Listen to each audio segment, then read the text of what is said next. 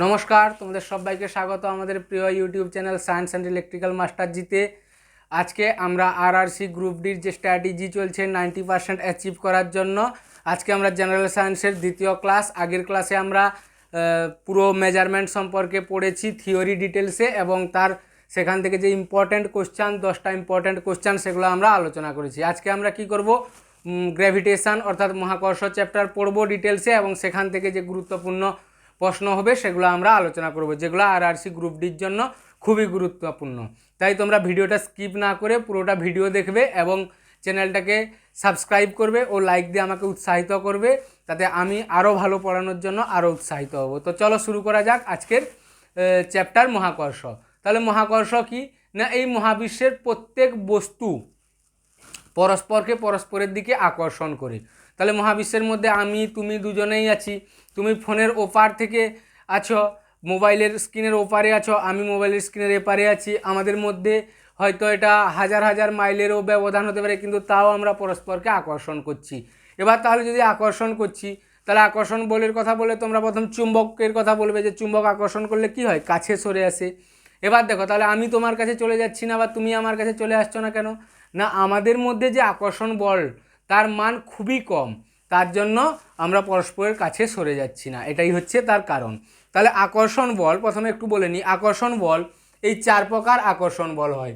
কি কি? আন্তরাণবিক আকর্ষণ বল, দুটো অণুপরমাণুর মধ্যে যে আকর্ষণ বল হয় সেটাকে আন্তরাণবিক আকর্ষণ বল বলা হয়। মহাকর্ষ বল, তড়িৎ বল আর চুম্বক বল। এই 4টা বলের বাইরে আর কোনো আকর্ষণ বল তুমি দেখতে পাবে না। এই 4টাই আকর্ষণ বল হচ্ছে। এর মধ্যে সবথেকে শক্তিশালী বল কোনটা? সবথেকে শক্তিশালী বল হচ্ছে আন্তরাণবিক আকর্ষণ বল। কেন শক্তিশালী? কারণ হচ্ছে কি, যে ধরো জলের অণুর মধ্যে যে আণবিক বলটা থাকে, বা যে কোনো সাবস্ট্যান্স যৌগের অণুর মধ্যে যে বলটা থাকে, অতি মাত্রায় বেশি হওয়ার জন্য কি হয়, তাকে সহজে আলাদা করা যায় না। যেমন জল থেকে জলের অণুকে কি সহজে আলাদা করা যায়? করা যায় না। সেরকম অনেক সাবস্ট্যান্স আছে, বেশিরভাগ সাবস্ট্যান্সকেই আলাদা করা যায় না। এই জন্য এর মধ্যে আন্তরাণবিক আকর্ষণ বল যেটা আছে সেটার মান সবচেয়ে বেশি হয়। আর সবচেয়ে দুর্বল আকর্ষণ বল কোনটা? সবচেয়ে দুর্বল আকর্ষণ বল হচ্ছে মহাকর্ষ বল। কারণ আমি আর ক্যামেরার দূরত্বের কাছেও, এত দূরও নয়, যদি ধরো 1 সেন্টিমিটার দূরেও থাকি তাহলেও কিন্তু পরস্পরের দিকে মহাকর্ষ বলের জন্য আকর্ষণ করতে পারবো না। সেই জন্য এটাই হচ্ছে সবথেকে ক্ষীণ আকর্ষণ বল বা সবথেকে দুর্বল আকর্ষণ বল। আর সবথেকে স্ট্রং আকর্ষণ বল হচ্ছে কি, আন্তরাণবিক আকর্ষণ বল, তারপরে হচ্ছে চুম্বক বল, তারপরে হচ্ছে তড়িৎ বল, তারপরে হচ্ছে মহাকর্ষ বল। বেশ, তাহলে মহাকর্ষ সম্পর্কে আমরা এত কথা বলবো। মহাকর্ষর যে সূত্র আছে সেটা আবিষ্কার করেছেন কে? মহাকর্ষের যে সূত্র আছে সেটা আবিষ্কার করেছেন sir Isaac Newton. Sir Isaac Newton হচ্ছেন এরকম একজন বিজ্ঞানী যিনি বিজ্ঞানের এমন কোনো শাখা নেই যেখানে পদার্পণ করেননি। কি ফিজিক্স, কি কেমিস্ট্রি, কি বায়োলজি, কি ম্যাথ। ফিজিক্স ম্যাথ তো নিউটন স্যারকে নিয়েই ভরপুর, কেমিস্ট্রিতেও নিউটন স্যারের অবদান আছে, এমনকি বায়োলজিতেও নিউটন স্যারের অবদান আছে। তো সেই গল্প আমরা একদিন জি এর ক্লাসে বলবো। তো এখন হচ্ছে দেখো আমরা মহাকর্ষ পড়বো। তাহলে মহাকর্ষ হচ্ছে কি, যে মহাবিশ্বের প্রত্যেক বস্তু পরস্পরের দিকে আকর্ষণ করছে একটা বল দ্বারা। সেই বল আকর্ষণ করার যে পদ্ধতিটা সেটাকে বলা হচ্ছে মহাকর্ষ। আর যে বল দ্বারা পরস্পরের দিকে আকর্ষণ করছে তাকে বলা হয় মহাকর্ষ বল। তাহলে মহাকর্ষ সম্পর্কে আমরা একটু ডেফিনেশন দেখে নেব। মহাকর্ষ সূত্র: এই মহাবিশ্বের প্রতিটি বস্তু পরস্পরকে আকর্ষণ করে, যে বল দ্বারা পরস্পরকে আকর্ষণ করে তাকে বলা হয় মহাকর্ষ বল।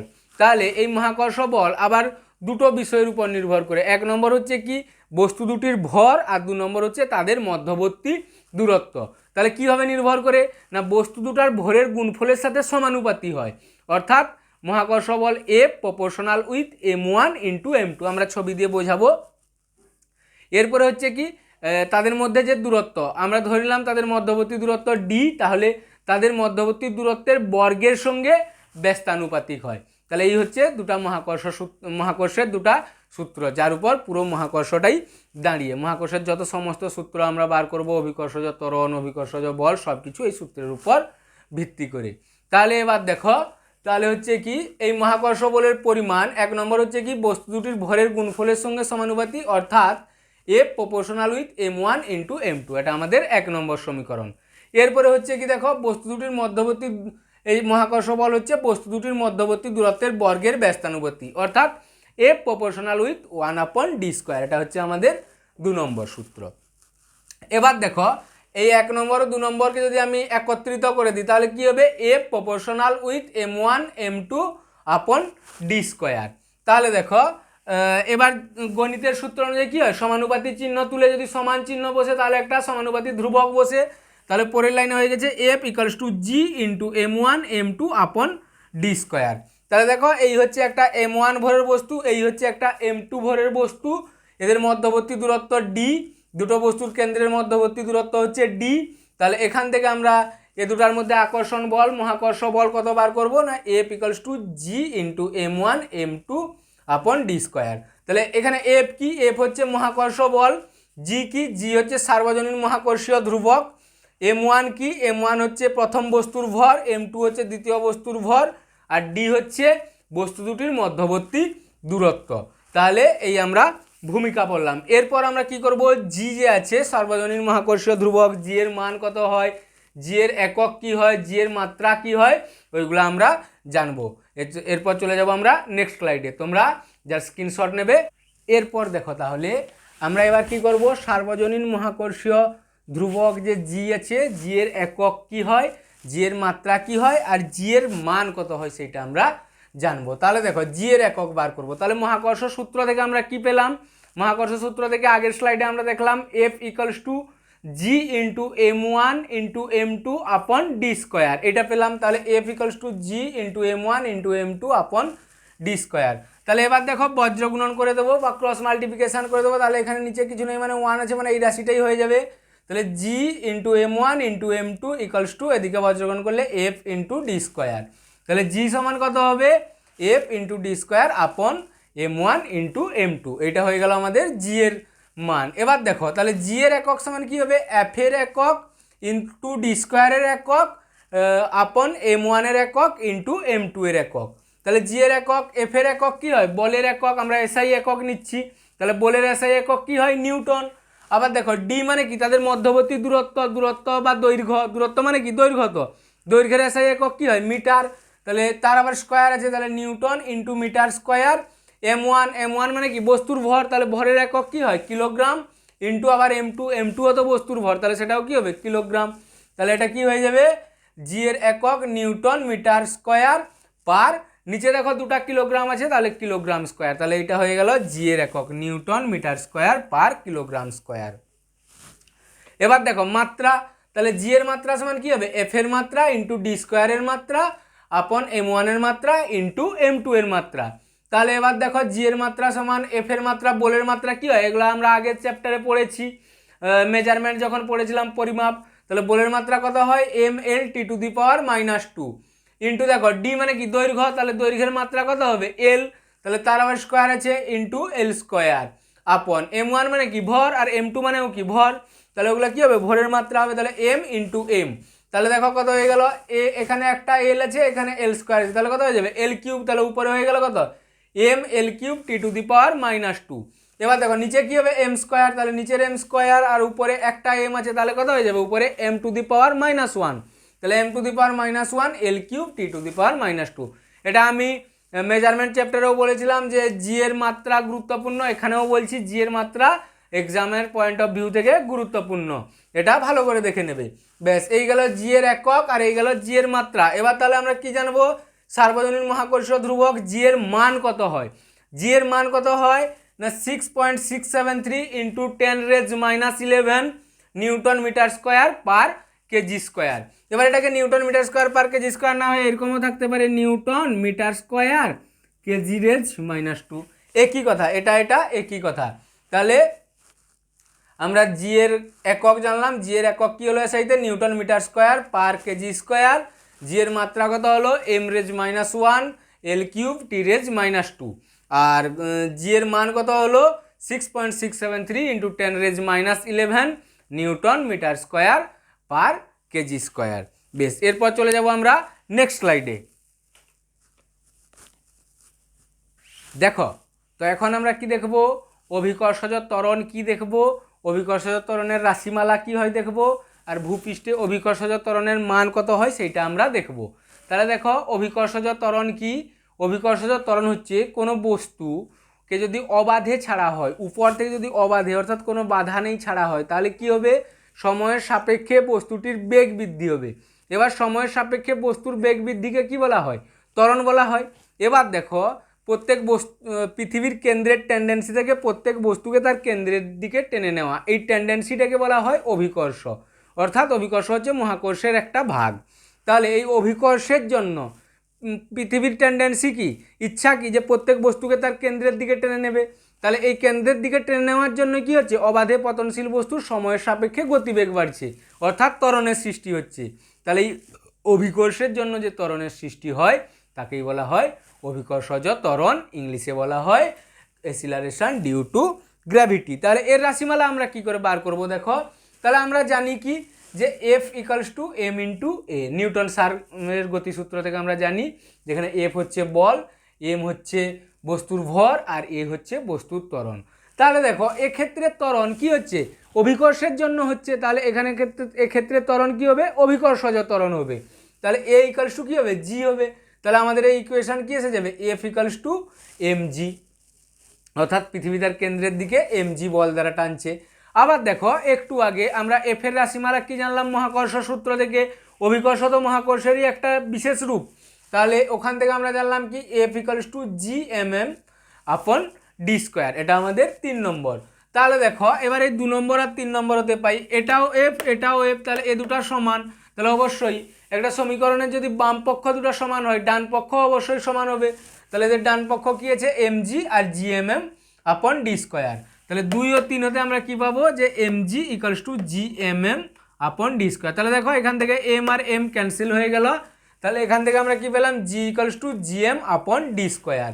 তাহলে এখানে এই নোটেশনগুলো কি না, জি হচ্ছে কি অভিকর্ষজ ত্বরণ, স্মল জি যেটা অভিকর্ষজ ত্বরণ, ক্যাপিটাল জিটা কি সার্বজনীন মহাকর্ষীয় ধ্রুবক, ক্যাপিটাল এম কি পৃথিবীর ভর, আর ডি হচ্ছে কি পৃথিবীর কেন্দ্র থেকে বস্তুর দূরত্ব, ওটা হচ্ছে ডি। তাহলে এই গেল আমাদের রাশিমালা, স্মল জি অর্থাৎ অভিকর্ষজ ত্বরণ সমান capital G M upon D square. এবার দেখো যদি বস্তুটি ভূপৃষ্ঠের উপর অবস্থিত হয়, তাহলে এটা ধরো পৃথিবী, তাহলে এখানে আমরা যে ডিটা পরিমাপ করি, তাহলে এটা পৃথিবীর কেন্দ্র, এইখান থেকে আমরা ডিটা পরিমাপ করি। এবার যদি কোনো বস্তু ভূপৃষ্ঠে অবস্থিত হয়, অর্থাৎ পৃথিবীর এই উপরিপৃষ্ঠে অবস্থিত হয়, তাহলে তার ক্ষেত্রে ডি এর মান কত হবে, তার ক্ষেত্রে ডি এর মান হবে পৃথিবীর যেটা ব্যাসার্ধ, পৃথিবীর ব্যাসার্ধ কাকে বলে, ভূপৃষ্ঠ থেকে পৃথিবীর কেন্দ্র পর্যন্ত যে দৈর্ঘ্যটা তাকে বলা হয় কি ব্যাসার্ধ। তাহলে কোনো বস্তু যদি ভূপৃষ্ঠের উপর অবস্থিত হয়, ভূপৃষ্ঠের উপর এই জায়গায় অবস্থিত হয়, তাহলে তার ক্ষেত্রে ডি এর ভ্যালু কত হবে, আর হবে। কারণ হচ্ছে কি যে ডি হচ্ছে কি তার কেন্দ্র থেকে দূরত্ব, কেন্দ্র থেকে কতটা দূরে অবস্থিত। যখন আমরা একটু আগে মহাকর্ষ সূত্র পড়েছিলাম, এরকম দুটা বস্তু দেখেছিলাম, তাহলে ডিটা কি হয়েছিল, তাদের কেন্দ্রদ্বয়ের মধ্যে দূরত্ব, তাহলে পৃথিবীর কেন্দ্র থেকে দূরত্ব পরিমাপ করা হবে। তাহলে কোনো বস্তু যদি ভূপৃষ্ঠের উপর থাকে, তাহলে কেন্দ্র থেকে তার দূরত্ব কত হবে, ভূপৃষ্ঠ থেকে কেন্দ্র দূরত্ব কী হবে, পৃথিবীর ব্যাসার্ধ, আর পৃথিবীর ব্যাসার্ধ কত হয়, প্রায় 6400 কিলোমিটার। তাহলে এবার দেখো যদি বস্তুটি ভূপৃষ্ঠের উপর অবস্থিত হয়, তাহলে ডি ইকুয়ালস টু কী হবে, আর এখানে আর এর নোটেশন কি, আর কার জন্য ব্যবহার করা হয়, পৃথিবীর ব্যাসার্ধ। তাহলে এবার দেখো এই 4 নম্বর সমীকরণ, এটা ছিল আমাদের 4 নম্বর সমীকরণ। এখানে ডি ইকুয়ালস টু আর বসে কি পাবো, জি ইকুয়ালস টু আমরা পাবো G M upon R square.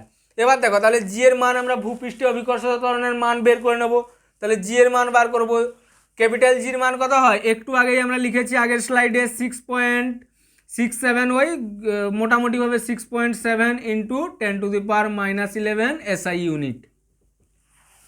এরপরে দেখো এম পৃথিবীর ভর কত হয়, পৃথিবীর ভর হয় 6 ইন্টু 10⁻24 এসআই ইউনিট মানে কেজি।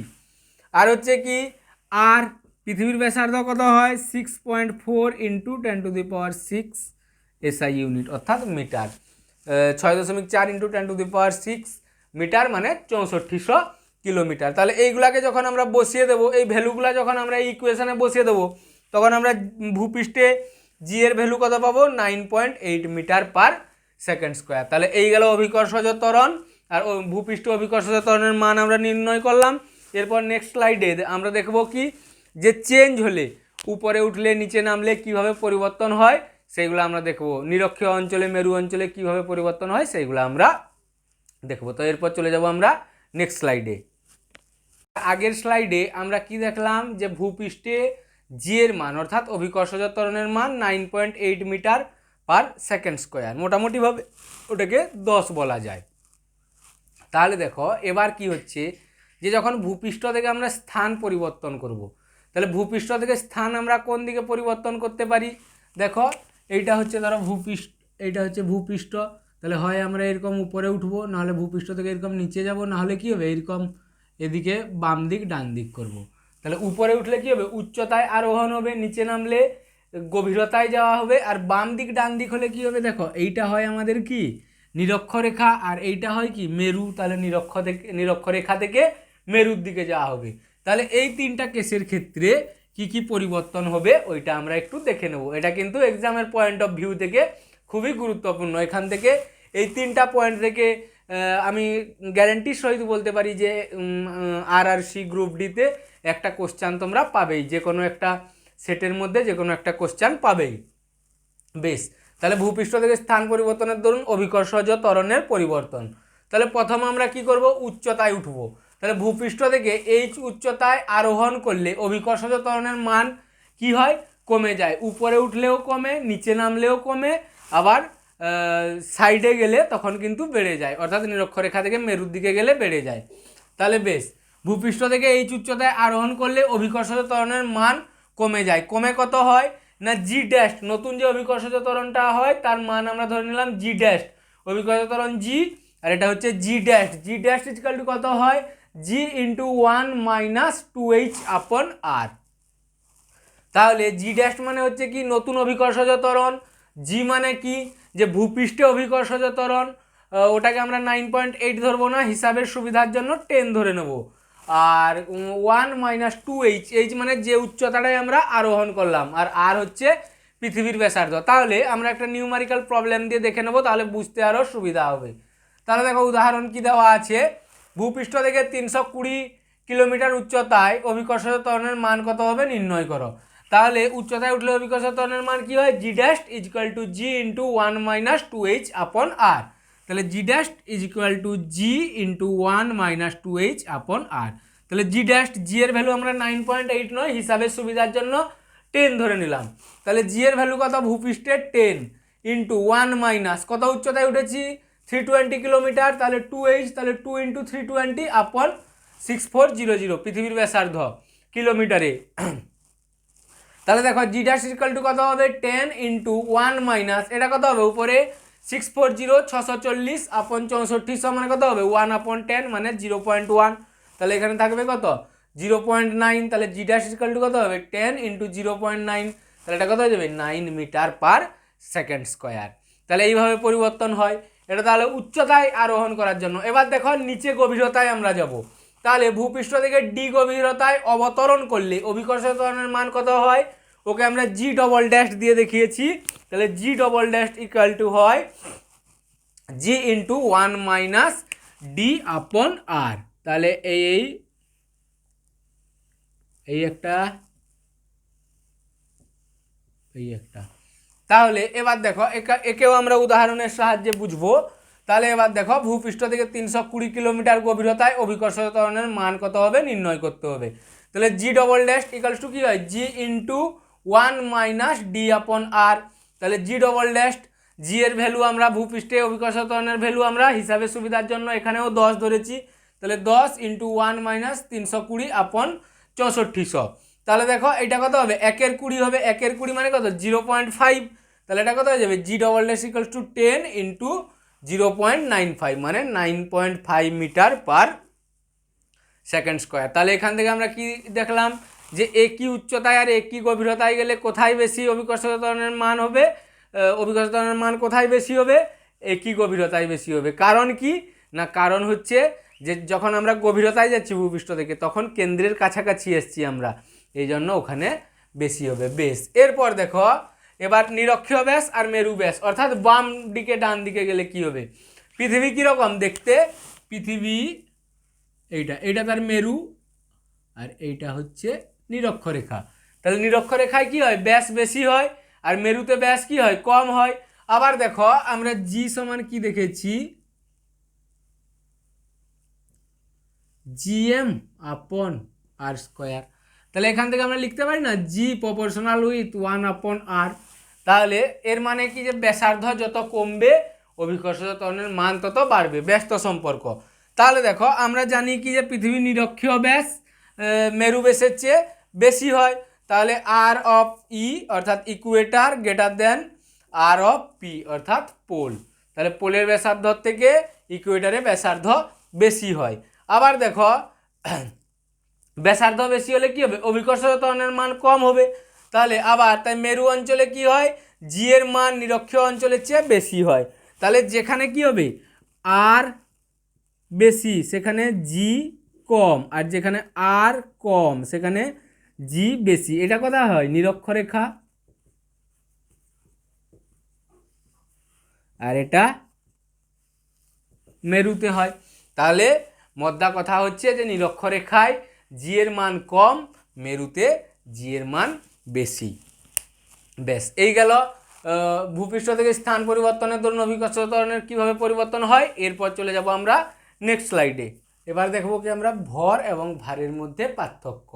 ভরের ইংরাজি হচ্ছে কি মাস, আর ভারের ইংরাজি হচ্ছে ওয়েট। তাহলে দেখো প্রথম সংজ্ঞা। তাহলে ভর কাকে বলা হবে না, কোনো বস্তুর মধ্যে মোট যে পরিমাণ পদার্থ থাকে। ধরো এই যে এই মোবাইলটা, এর মধ্যে যতটা পদার্থ আছে, ধরো এটা যতটা এর মধ্যে লোহা আছে, যতটা এর মধ্যে কাঁচ আছে, যতটা এর মধ্যে প্লাস্টিক আছে, সেটাকেই বলা হবে তার ভর। আমরা যদি এর ভর ওয়েট করি দেখব হয়তো 200 গ্রাম বা 250 গ্রাম যেটা হবে সেটা হচ্ছে ভর। এরপর হচ্ছে কি ভার, যে কোনো বস্তুকে পৃথিবী যে বল দ্বারা তার নিজের কেন্দ্রের দিকে আকর্ষণ করে তাকে বলা হয় ভার বা ওয়েট। তাহলে ভর হচ্ছে কি যে পদার্থের পরিমাণ, তার মধ্যে যতটুকু পদার্থ আছে সেটা হচ্ছে ভর। আর ভার হচ্ছে কি, ভার হচ্ছে এক প্রকার বল, যে বলটা দ্বারা পৃথিবী তার কেন্দ্রের দিকে আকর্ষণ করছে প্রতিটা বস্তুকে, তাকে বলা হচ্ছে ভার। আচ্ছা, ভার যে মাপা হয় তার রাশিমালা কি, W equals to M into G. W মানে হচ্ছে ভার, এম মানে হচ্ছে বস্তুর ভর, ইন্টু জি মানে হচ্ছে অভিকর্ষজ ত্বরণ। তাহলে ভার সমান হচ্ছে ভর ইন্টু অভিকর্ষজ ত্বরণ। একই রকমভাবে তাহলে ভর সমান কি হবে, ভর সমান হবে কি যে ভার বাই অভিকর্ষজ ত্বরণ, ওটাই হবে ভর। বেশ, এরপরে দেখো রাশি। তাহলে রাশি সম্পর্কে আগে একটু বলে নিই। রাশি হচ্ছে কি দু প্রকার, কিন্তু কম্পিটিটিভের ক্ষেত্রে 3 প্রকার জেনে রাখা ভালো। কি কি, স্কেলার, ভেক্টর, আর একটা হচ্ছে কি টেনসার। তাহলে স্কেলার কোয়ান্টিটি কাকে বলা হবে, যার শুধুমাত্র মান আছে এবং সাধারণ বীজগণিতের নিয়মে যোগ বিয়োগ করা হয় তাকে বলা হবে স্কেলার রাশি। ভেক্টর রাশি যার মান এবং অভিমুখ দুই আছে কিন্তু সাধারণ বীজগণিতের নিয়মে না হয়ে ভেক্টর বীজগণিতের নিয়ম মেনে চলে তাকে বলা হচ্ছে ভেক্টর কোয়ান্টিটি। আর টেনসর কোয়ান্টিটি হচ্ছে কি যার মান এবং অভিমুখ দুই আছে কিন্তু যার যোগ বিয়োগ সাধারণ বীজগণিতের নিয়মে করা হয়। তাহলে স্কেলার রাশি ভর, ভেক্টর রাশি ভার, আর টেনসার রাশি ইলেকট্রিক কারেন্ট, এটা হচ্ছে টেনসার রাশি। ইলেকট্রিক কারেন্ট আমরা 10 ampere plus 5 ampere equals to 15 ampere লিখে দিই, কিন্তু কারেন্টের তো একটা ডিরেকশান থাকে, যে কারেন্ট ধরো সবসময় কী হয় ব্যাটারির নেগেটিভ টার্মিনাল থেকে পজিটিভ টার্মিনালের দিকে যায়। তাহলে ওর ডাইরেকশান আছে, কিন্তু ওর যে যোগ বিয়োগ করছি আমরা কি সাধারণ বীজগণিতের নিয়মে করছি, তার জন্য ওই ধরনের যে রাশিগুলো আছে আর কি আছে ওই ধরনের রাশি যেমন হচ্ছে চাপ, ওগুলাকে আমরা রেখেছি টেনসার কোয়ান্টিটির মধ্যে। বেশ, তাহলে রাশি ভর হচ্ছে কি স্কেলার রাশি, এর শুধুমাত্র মান আছে কিন্তু দিক বা অভিমুখ নেই। আর ভার হচ্ছে ভেক্টর রাশি, কারণ এর মান আছে, দিক বা অভিমুখ দুটোই আছে, কারণ এদিকে পৃথিবীর কেন্দ্রের দিকে ভার কাজ করছে বা পৃথিবীর কেন্দ্রের উল্টো দিকে ভার কাজ করছে, ওই সব ব্যাপার। বেশ, এরপরে স্থানভেদে পরিবর্তন। ভরকে তুমি মহাবিশ্বের যেখানে নিয়ে যাও কখনোই চেঞ্জ হবে না। যদি আমি এই মোবাইলটাকে নিয়ে মঙ্গল গ্রহে ঘুরি, এলিয়ান্সদের সঙ্গে মিটিং করি, তাও কি এর মধ্যে যে পদার্থটা আছে সেটা কমে যাবে? কমবে না।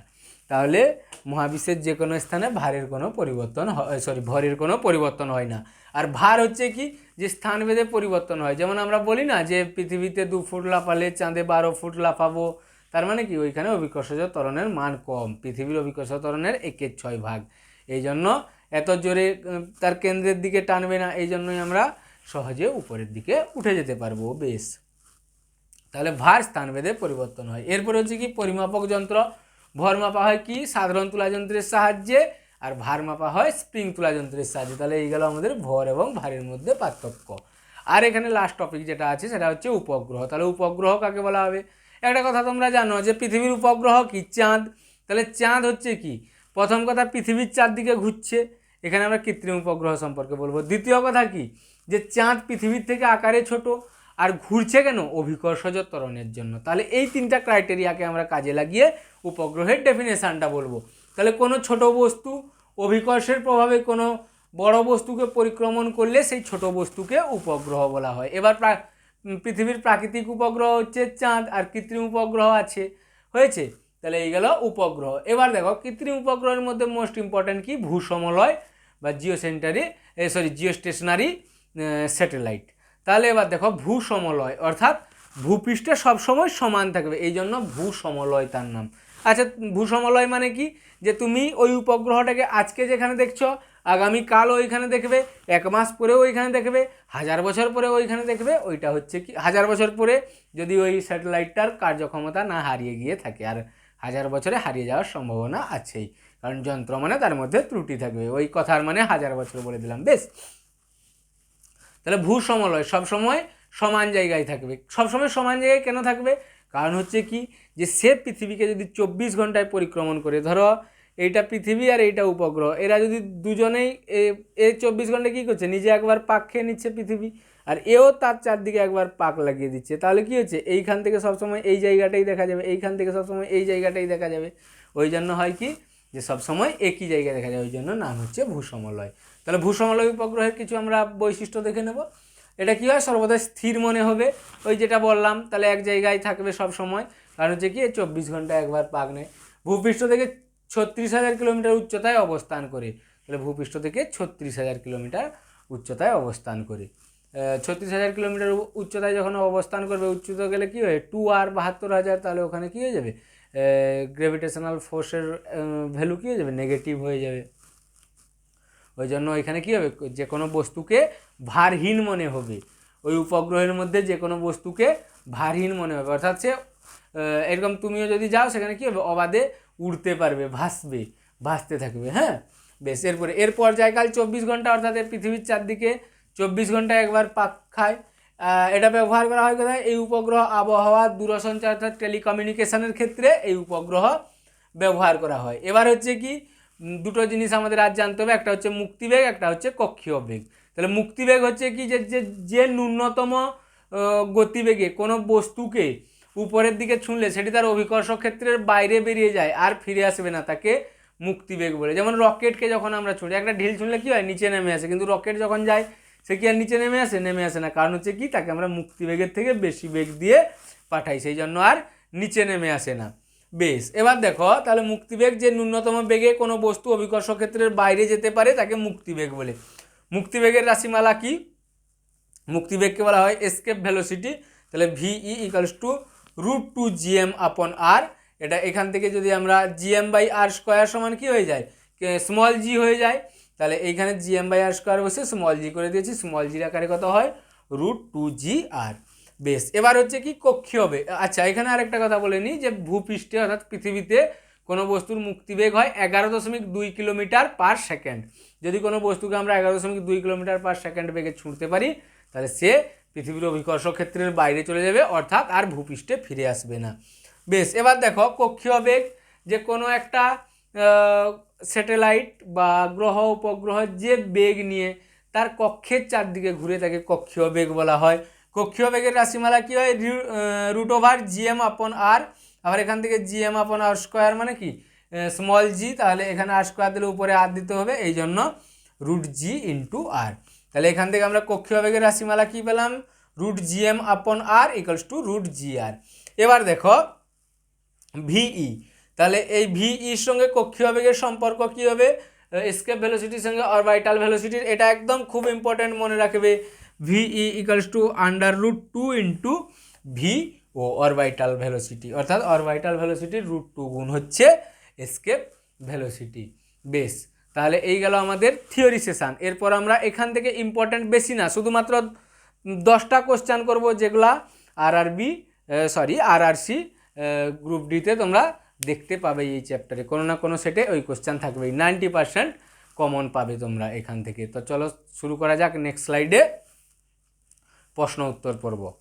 তাহলে দেখো এবার মহাকর্ষ চ্যাপ্টারের যেগুলো একদম মোস্ট ইম্পর্টেন্ট কোশ্চেন সেগুলো নিয়ে এখন আমরা আলোচনা করব, আলোকপাত করব। তাহলে দেখো প্রথম প্রশ্ন, যদি পৃথিবীর ভর m এবং পৃথিবীর ব্যাসার্ধ r হয় তবে অভিকর্ষজ ত্বরণ অর্থাৎ স্মল জি এবং মহাকর্ষীয় ধ্রুবক মানে কি ক্যাপিটাল জি এর অনুপাত কত নির্ণয় করো। তাহলে দেখো এর অনুপাত কত হবে আমরা একটু দেখে নেব, তারপর আমরা বলবো এটা হবে আমাদের অ্যান্সার। তাহলে চলো দেখে নেওয়া যাক। তাহলে দেখো স্মল জি এর ভ্যালু কত হয়, জি ভূপৃষ্ঠের ভ্যালু কত হয় gm আপন r স্কোয়ার, এটা হচ্ছে ভূপৃষ্ঠের ভ্যালু। আচ্ছা তাহলে আমাদের বার করতে হবে কি স্মল জি আর ক্যাপিটাল জি এর অনুপাত। দেখো প্রথমে স্মল জি দেওয়া আছে, তারপর ক্যাপিটাল জি, তাহলে স্মল জির ভ্যালু কত gm আপন r স্কোয়ার, আর ওর ভ্যালু তো ক্যাপিটাল জি। তাহলে এবার দেখো এখান থেকে কী হয়ে যাবে স্মল জি আপন ক্যাপিটাল জি, তাহলে gm আপন r স্কোয়ার ইন্টু 1 আপন জি। তাহলে দেখো জি আর জি ক্যান্সেল, তাহলে থেকে যাচ্ছে কি small G upon capital G equals to M upon R square. তাহলে আমাদের option 3 M upon R square হচ্ছে রাইট অপশান। তাহলে প্রশ্ন কি ছিল যে যদি পৃথিবীর ভর এম এবং ব্যাসার্ধ আর হয় তবে অভিকর্ষজ ত্বরণ স্মল জি ও মহাকর্ষীয় ধ্রুবক ক্যাপিটাল জি এর অনুপাত কত হবে। খুব খুব খুব গুরুত্বপূর্ণ প্রশ্ন গ্রুপ ডি এর জন্য। তাহলে দেখো জি ইকালস টু কী হয় জিএম আপন আর স্কোয়ার। তাহলে এবার দেখো small G upon capital G equals two small জির ভ্যালু বসিয়ে দিলাম জিএম আপন আর স্কোয়ার আপন ক্যাপিটাল জি, তাহলে জিএম আপন আর স্কোয়ার ইন্টু 1 আপন জি, জি জি ক্যান্সেল হয়ে গেল, তাহলে small G upon capital G equals to M upon R square. বেশ, এরপরের প্রশ্নে আমরা চলে যাব। যদি দুটি বস্তুর মধ্যবর্তী দূরত্ব অর্ধেক হয় এবং বস্তু দুটির ভর দ্বিগুণ হয়ে যায় তাহলে মহাকর্ষ বল কত বাড়বে। আমরা দেখে নেব 16 গুণ দেখে নেব। তাহলে দেখো মহাকর্ষ বল এফ ইকালস টু কী হয় G m1 m2 upon D square R square whatever R square, এটা হয়ে গেল F1। এরপরে দেখো F2তে কি বলা আছে, জি তো সবসময় একই থাকবে সর্বজনীন মহাকর্ষীয় ধ্রুবক, এগুলা দ্বিগুণ করে হয়ে গেছে, তাহলে এটা কত হবে 2m1 আর ও দুগুণ হয়ে গেলে কত হবে 2m2, আর এ যদি অর্ধেক হয়ে যায় তাহলে কত হবে r/2 তার হোল স্কোয়ার।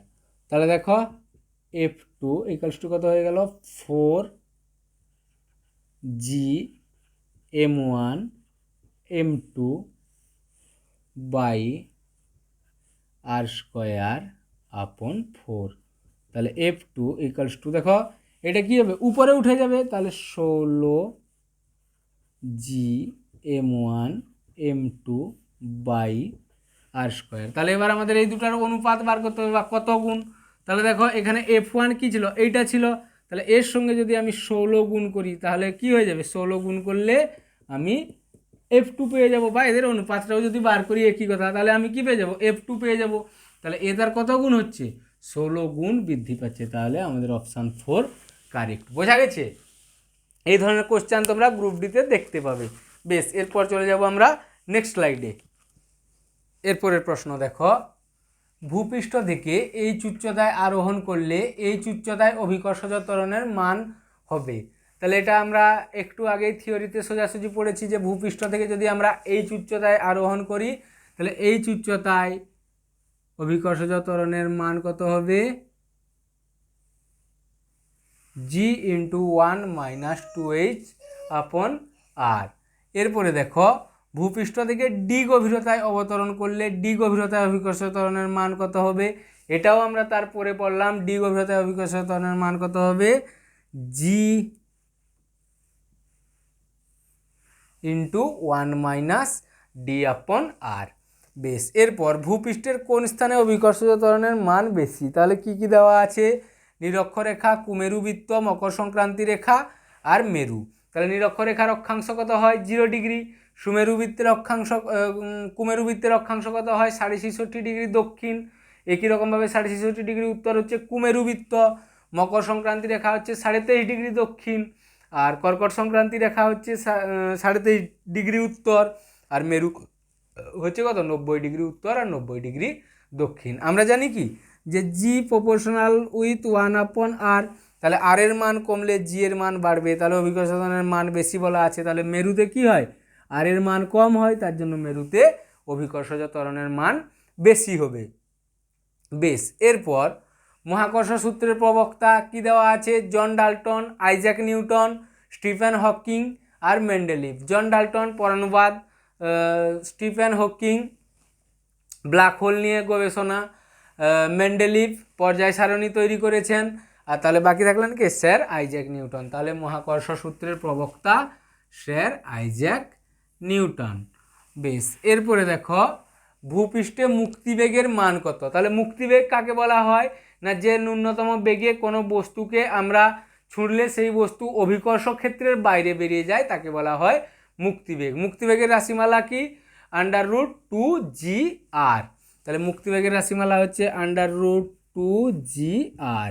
তাহলে ভূপৃষ্ঠে মুক্তিবেগের মান কত, ভূপৃষ্ঠে মুক্তিবেগের মান 11.2 কিলোমিটার/সেকেন্ড। এটা যদি আমরা বসিয়ে দিই √2g এর মান 9.8 আর আর এর মান 6400 × 10³ তাহলে এইটা করলে আমাদের 11.2 কিলোমিটার বেরিয়ে আসবে এইটা থেকে। বেশ, এরপরে ভূসমলয় কৃত্রিম উপগ্রহের পর্যায়কাল কত, অর্থাৎ ভূসমলয় কৃত্রিম উপগ্রহ কত সময়ে পৃথিবীকে একবার প্রদক্ষিণ করতে পারে। আমরা একটু আগেই বললাম যে 24 ঘন্টায় প্রদক্ষিণ করে, সেই জন্য কি হয় স্থির মনে হয়, সেই জন্য স্থির মনে হয় সবসময় ভূসমলয় কৃত্রিম উপগ্রহকে। পৃথিবীর একই জায়গা থেকে সবসময় একই স্থানে দেখা যায়, তাহলে এর পর্যায়কাল হচ্ছে 24 ঘন্টা। তাহলে এই গেল আমাদের 8খানা কোশ্চেন, আর পরের 2খানা কোশ্চেন আমরা আলোচনা করব। এরপরের প্রশ্ন দেখো কি বলা আছে যে 20 নিউটন ভার বিশিষ্ট কোনো বস্তুকে নিরক্ষীয় অঞ্চল থেকে মেরু অঞ্চলে নিয়ে গেলে বস্তুটির ভরের কত পরিবর্তন হবে। দুটো জিনিস দেখো, এখানে আছে ভার, এখানে হচ্ছে ভর। আমরা যখন ভর আর ভারের পার্থক্য পড়ছিলাম তখন কি বললাম যে ভারকে পরিবর্তন করা যায় স্থানভেদে, কিন্তু ভরকে কখনোই পরিবর্তন করা যায় না। তাহলে ভরকে যখন পরিবর্তন করা যায় না তার পরিবর্তন কত হবে 0 হবে। এখানে আর দেখার কিছু নেই, ভর থাকলেই 0 হবে। ভরের ইংরেজি হচ্ছে মাস আর ভারের ইংরেজি হচ্ছে ওয়েট। আচ্ছা, এরপরে কক্ষীয় বেগ ও মুক্তিবেগের মধ্যে সম্পর্ক কি। তাহলে কক্ষীয় মুক্তিবেগ ভিই এর রাশিমালা কত হয় √2gr, আর কক্ষীয় বেগ ভিও এর রাশিমালা হয় √gr। যদি এটাকে আমরা ক্যাপিটালের আকারে নিতে যাই তাহলে √2gm/r, আর এটা হয়ে যাবে √gm/r।